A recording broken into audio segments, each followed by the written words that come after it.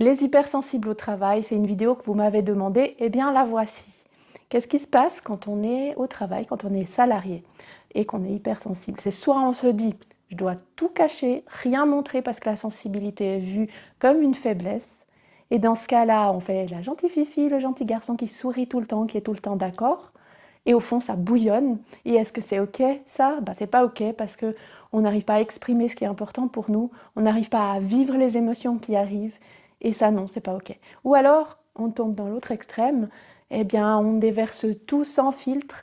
Et là, ça peut nous porter préjudice et c'est pas OK non plus. Donc, qu'est-ce qu'on peut faire? On peut apprendre à accueillir ses émotions et à revenir dans un état ressource de calme. Donc, quand on est pris par des émotions débordantes, on peut instaurer un ancrage, en hypnose par exemple, qui permet de retrouver pour le moment un état de calme. Ça, c'est une première chose. Deuxièmement, savoir reconnaître nos signaux internes. Parce que souvent, les hypersensibles ont tendance à garder à l'intérieur les choses.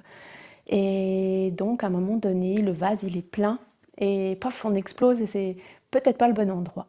Donc, si on est attentif à ce qui se passe en nous, alors on se rend compte que là, il y a quelque chose qui ne va pas et qu'il faut en faire quelque chose. Et ça, c'est dans l'accueil des émotions, la compréhension du message qu'elles viennent nous apporter.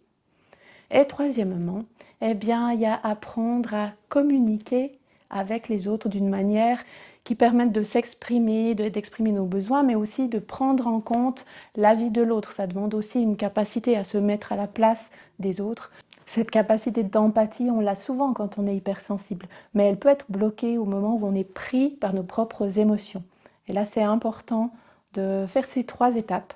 Vous pouvez vous former à la communication non violente, vous faire accompagner par un coach individuel pour améliorer votre communication, pour prendre conscience de ce qui cloche et pour apprendre aussi à vous écouter, à écouter vos émotions.